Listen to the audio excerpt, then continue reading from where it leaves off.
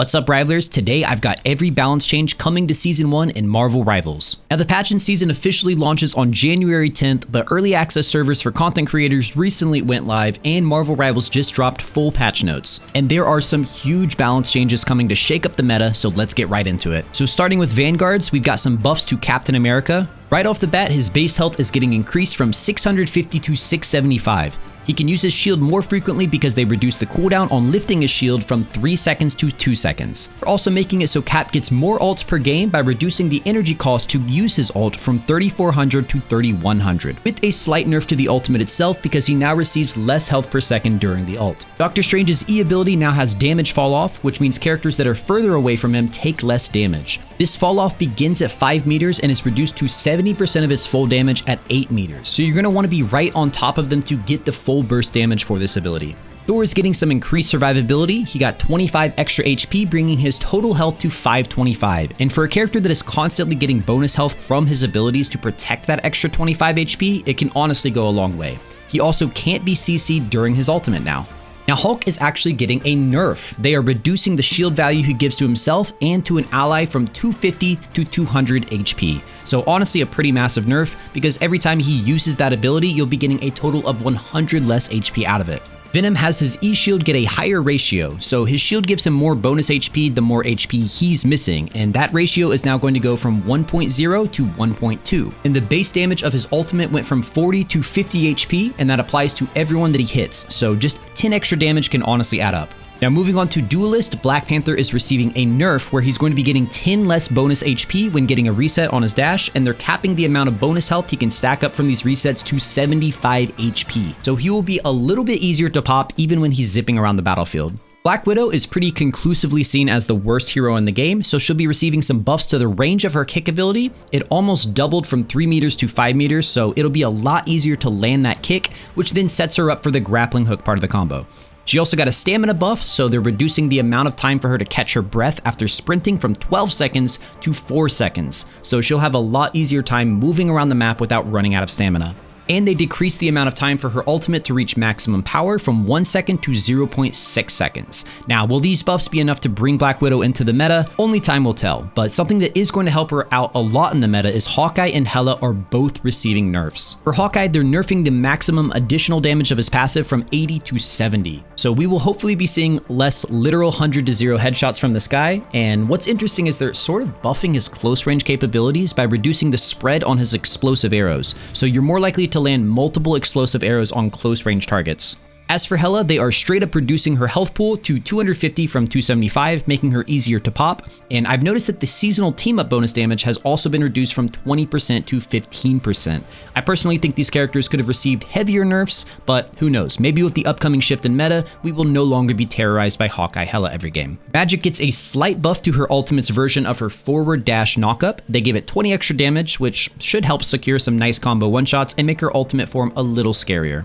Moon Knight gets more talons that fall out of the sky during his ultimate. They changed it from 10 to 14 talons, so honestly a pretty nice increase to an ultimate that really isn't as scary as it should be. And in addition to that, the explosion radius of each talon is increasing from 4 meters to 5 meters, so you're more likely to actually land the damage from the ultimate. And hopefully this takes this ultimate and turns it into more of an actual threat for melting enemies and less of a zone control ultimate. Namor can now spawn turrets a little faster, so being able to throw down 2 turrets and win a fight will be much easier.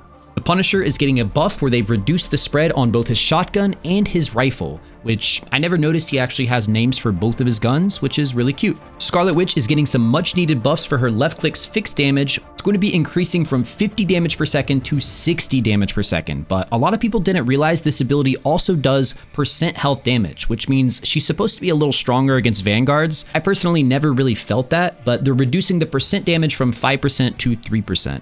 And these changes are overall supposed to make Scarlet a little better against squishier targets like Duelist and Strategist. And she's getting a buff to her right-click projectile, increasing the damage from 30 to 35. Now here's the biggest winner of the entire patch. We've got Storm buffs. Her left-click projectile now moves faster and has higher base damage, moving from 50 to 55 damage. Her Bolt Rush, which is her right-click zap, got an extra 10 damage, And after using her ultimate, she now gets an extra 100 bonus HP to keep her alive through the duration of the tornado. Now, I have played against this new buffed version of Storm, and I gotta say, she is terrifying. She is almost certainly going to take over Season 1. Squirrel Girl's ultimate now homes towards enemies, which will make it a lot better of an ultimate on a lot of maps. You're gonna get less RNG where you just get a bad bounce and it makes your entire ultimate worthless, but they're making it so it's a lot easier to actually break the Squirrel Stampede by cutting its health in half. So there will be some counterplay. This is more of a rework to the ultimate than an actual buff or nerf. Okay, Winter Soldier gets 10 less bonus health every time he uses an ability, but he gets a base damage increase to his primary fire,